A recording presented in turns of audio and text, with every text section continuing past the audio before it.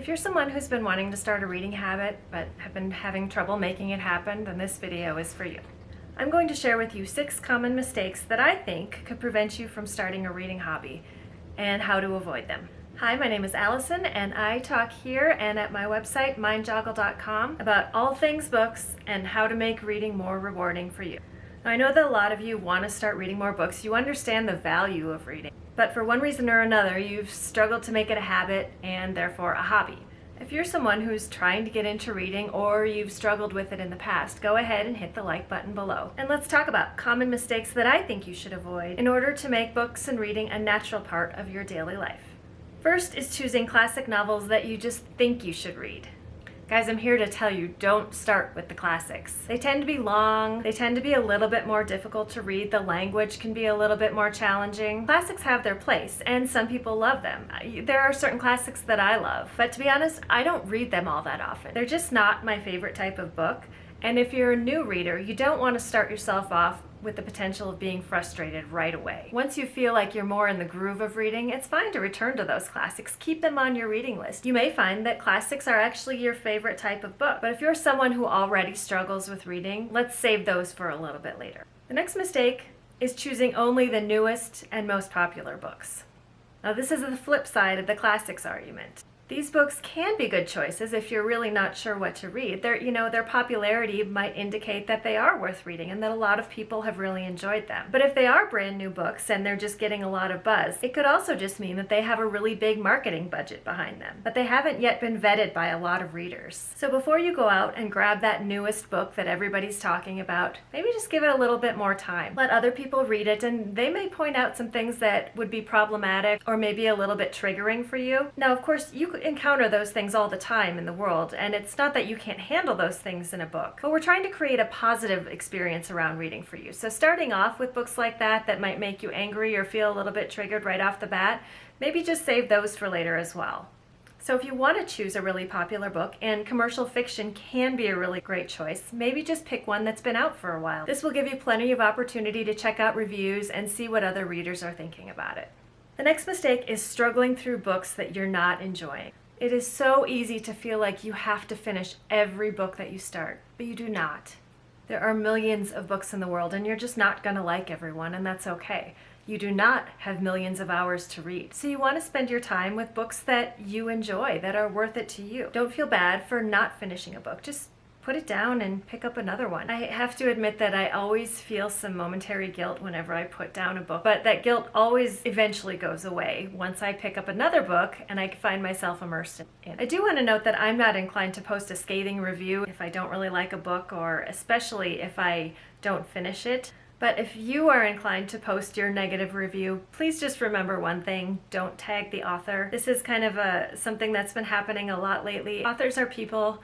It does make them feel bad, and they all work very hard on their books. Just because a book wasn't for you doesn't mean it's not for somebody. The next mistake is setting time goals. Now, time goals can be good or bad depending on your relationship with reading. If you decide you're going to go from reading 0 minutes in a day to reading 60 minutes in a day, that's probably not going to work very well for you for very long. And even if you set a short time goal, if you find yourself watching up the clock and it starts to feel like a chore, that's probably not a good way to go about it either. But if you don't struggle with clock watching and a short time goal actually gets you into reading, then that can be a good way to go about it. But again, if it becomes more about getting the time in than just getting started reading, then the time goal is not working for you. I actually sometimes set short time goals for myself. If I happen to be having kind of a frazzled day where I'm not really feeling picking up my book and I tend to spend more time scrolling or kind of jumping from task to task and feeling a little bit frantic, I might make myself slow down and say, I'm going to just read for 10 minutes.